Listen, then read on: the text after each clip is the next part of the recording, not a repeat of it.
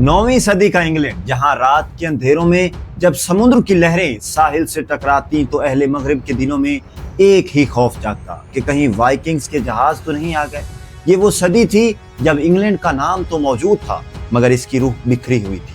छोटी छोटी रियासतें, कमजोर बादशाहतें और आपस की दुश्मनियां इस सरजमीन को गोया तकदीर के रहमो करम पर छोड़ चुकी थी। कहीं खानकाहों में इल्म के चिराग बुझ रहे थे तो कहीं खेत जल रहे थे और कहीं बस्तियां उजड़ रही थी। वाइकिंग्स अपनी आतिशी कश्तियों के साथ साहिलों पर यूं उतरते जैसे किसी और दुनिया के दियो, और उनके साथ आता मौत का रक्स, आग का शोर और चीखों की बाज़गश्त। इस जमाने में इंग्लैंड सिर्फ एक खित्ता नहीं था बल्कि एक जख्म था, ऐसा जख्म जो हर रोज ताज़ा किया जाता था। अमन एक ख्वाब था, कानून एक मजाक और ईमान बस कमजोर दिलों की तसल्ली। लोग अपनी जमीन पर अजनबियों की तरह रहने लगे थे। तारीख के औराक पर यह सवाल बार बार लिखा जा रहा था, क्या इस बिखरी हुई कौम को कोई सहारा मिलेगा? क्या इन अंधेरों में कोई चिराग रोशन होगा? और फिर इन्हीं तारीखियों में एक नाम उभरा जिसने अपनी कौम को सिर्फ जंग से नहीं बल्कि इल्म और ईमान से भी जिंदा करने का हौसला दिया। वो नाम था एल्फ्रेड। अस्सलामुअलैकुम नाजरीन, पब्लिक पार्लियामेंट की स्क्रीन पर आपको खुश आमदीद और मैं हूं तबस्सुम। पब्लिक पार्लियामेंट बायोग्राफीज की आज की एपिसोड में हम जानेंगे एल्फ्रेड द ग्रेट की दास्तान।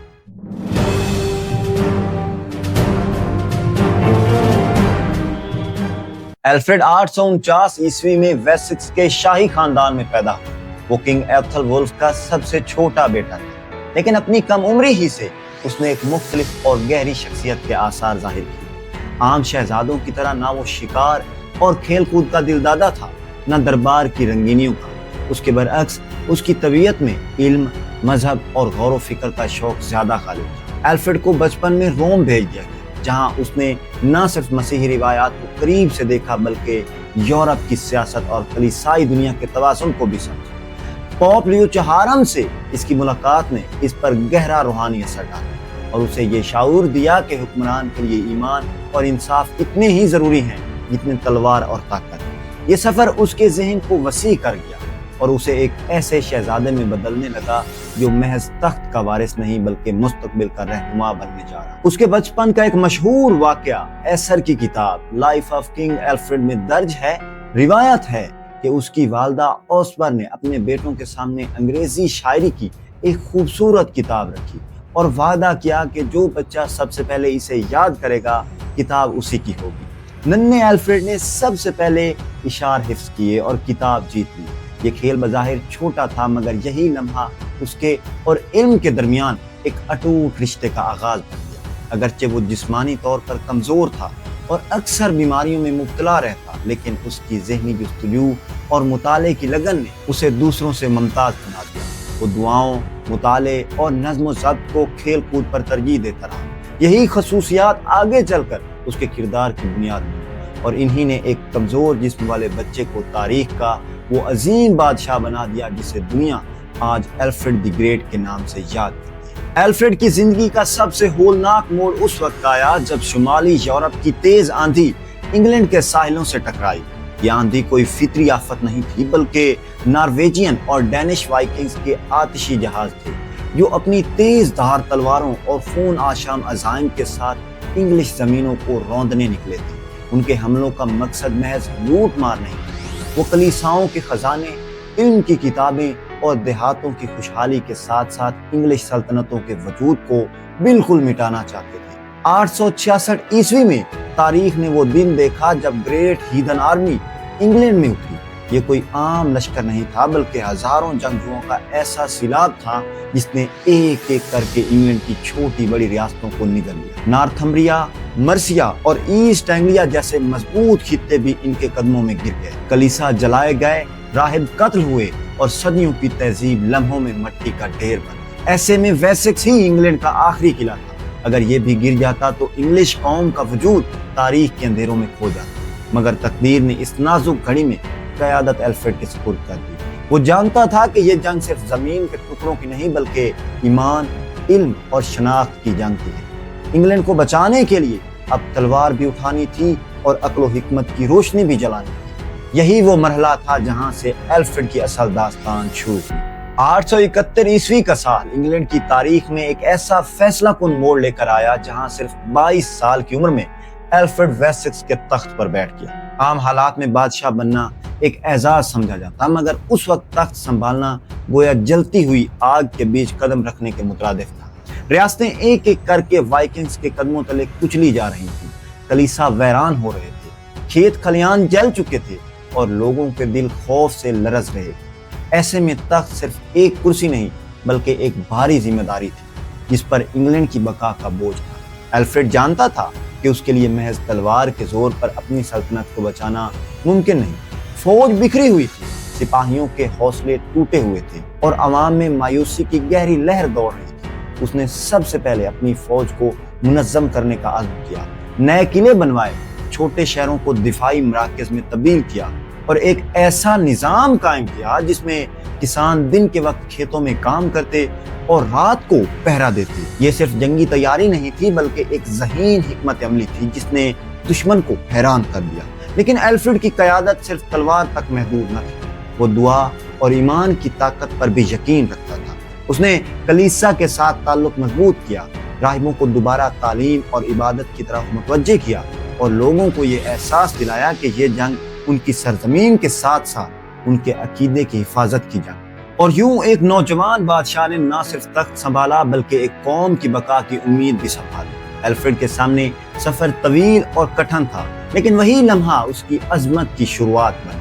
878 ईस्वी इंग्लैंड की तारीख का सबसे नाजुक और खौफनाक साल था। वाइकिंग जो कई दहाइयों से समुद्री लहरों पर सवार होकर यूरोप को लूटने आए थे, अब पूरी ताकत के साथ वेसेक्स पर टूट पड़े।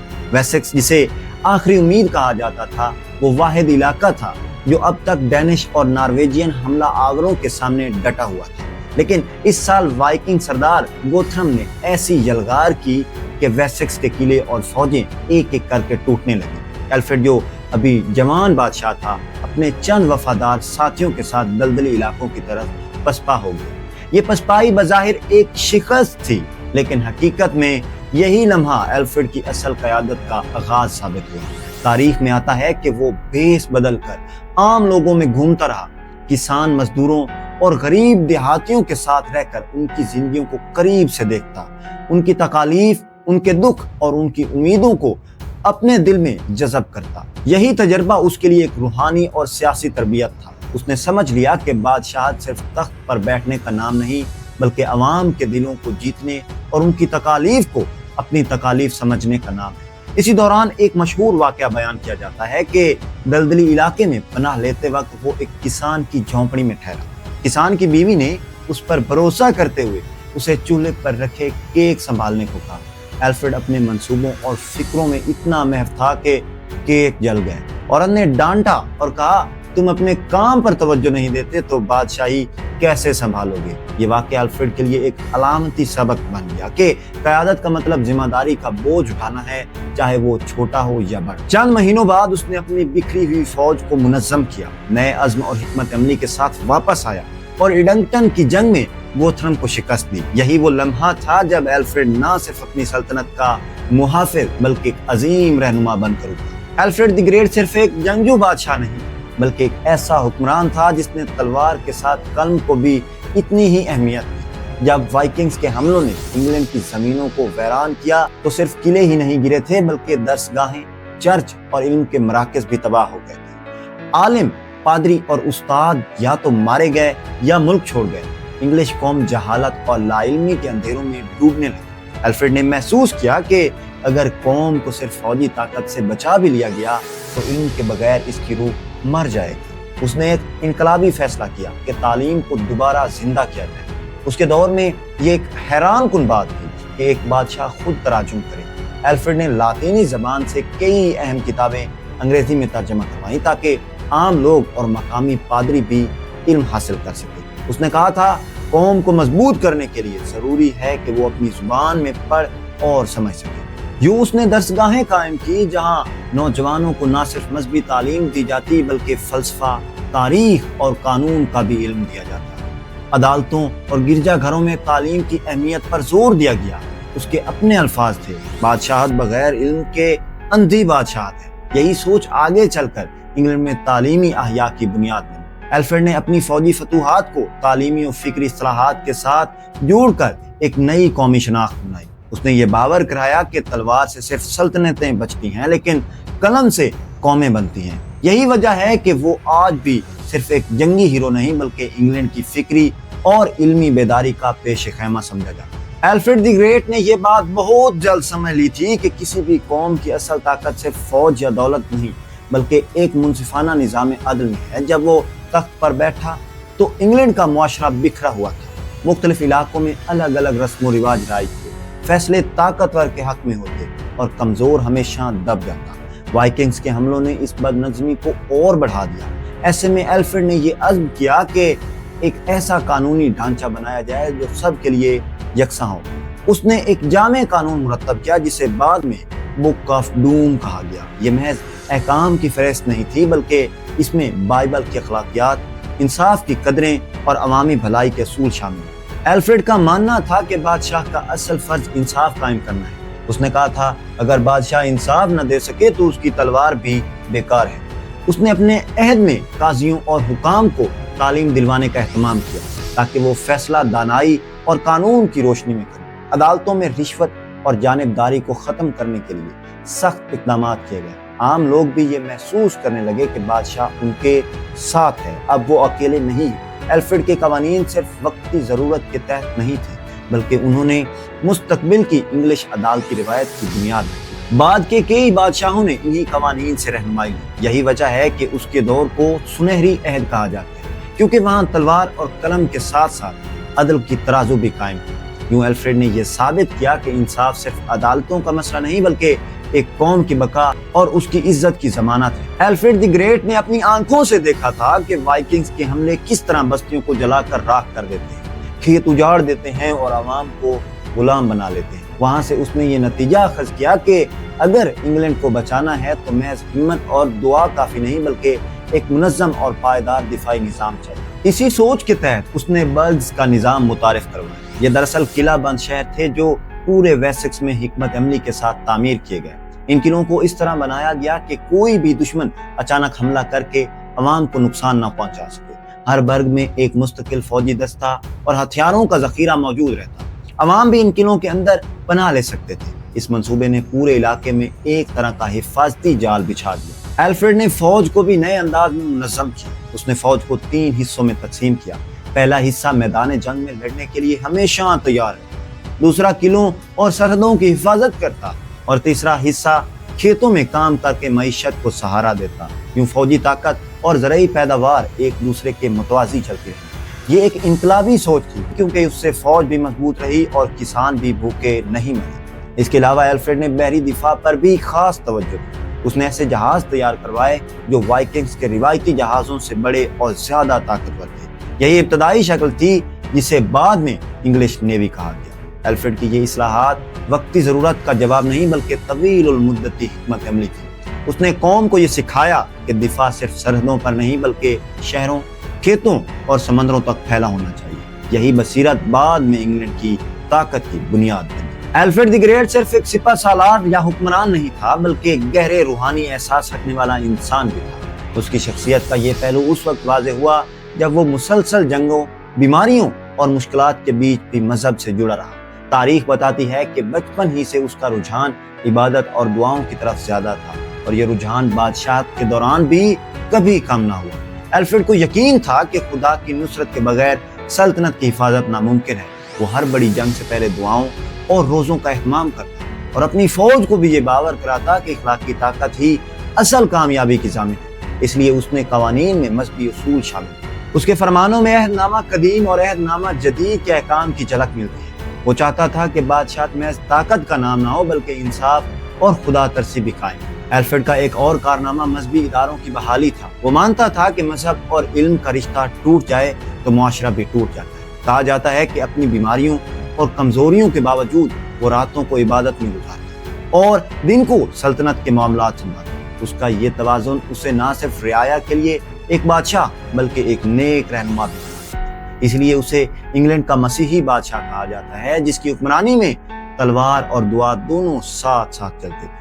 899 ईस्वी में जब एल्फ्रेड ने अपनी आखिरी सांस ली तो इंग्लैंड का नक्शा और उसकी रूह दोनों बदल चुके थे। वो महज एक बादशाह के तौर पर दुनिया से रुखसत नहीं हुआ, बल्कि एक ऐसे रहनुमा के तौर पर जिसने अपनी कौम को बिखरने से बचाया, दुश्मन के मुकाबले डटने का हौसला दिया और आने वाली सदियों के लिए एक फिक्री और अमली बुनियाद रखी। एल्फ्रेड की मीरास कई जहतों में फैली हुई थी। सबसे पहले तो उसने इंग्लैंड को एक ऐसी सल्तनत की शक्ल दी जिसमें दिफाई किले, मुनज़्ज़म फौज और बहरिया की तसव्वुर का हकीकत बन चुका था। ये उसकी हिकमत अमली का ही नतीजा था कि वाइकिंग्स जैसी खूंखार अक़वाम के हमलों को रोका जा सका और वेसेक्स को एक मजबूत रियासत में बदला गया। लेकिन एल्फ्रेड की असल अजमत सिर्फ तलवार या जंगी फतूहात में नहीं थी। उसने तालीम को आम किया, कवानीन को मुनसिफाना बनाया और अदल व इंसाफ की बुनियाद पर हुकूमत कायम की। वो जानता था कि कौमें किताबों से बनती हैं, इसीलिए उसने खुद बाइबल और लातीनी किताबों का तर्जमा करवाया ताकि आम आदमी भी इल्म से फैज़ याब हो सके। यही वो पहलू था जिसने उसे आम बादशाहों से मुमताज किया। उसकी वफात के बाद भी उसका असर खत्म न हुआ। सदियों बाद जब इंग्लैंड का आइन लिखा गया, जब तालीम को कौमी तरजीह बनाया गया और जब इंसाफ को रियासत की बुनियाद करार दिया गया, तो उन सब के बीच एल्फ्रेड ही ने बोए हुए थे। इसलिए तारीख ने उसे एल्फ्रेड द ग्रेट कहा। वो जंगें जीतने वाला बादशाह जरूर था, मगर उसकी असल जीत ये थी कि उसने अपनी कौम को बेदार कर दिया। वो किले बनाने वाला बादशाह था, लेकिन असल किला उसने लोगों के ज़हनों में तामीर किया। एल्फ्रेड दुनिया से रुखसत हो गया, मगर उसकी विरासत आज भी इंग्लैंड के खमीर में जिंदा है। जी तो नाज़रीन, ये थी हमारी आज की शख्सियत और उसकी दास्तान। इंशाल्लाह मिलते हैं अगली वीडियो में एक और खूबसूरत शख्सियत के साथ। तब तक आप हमारे चैनल को सब्सक्राइब कर लें और बेल आइकन को दबाना मत भूलें ताकि हमारी आने वाली हर वीडियो सबसे पहले आप तक पहुंचे।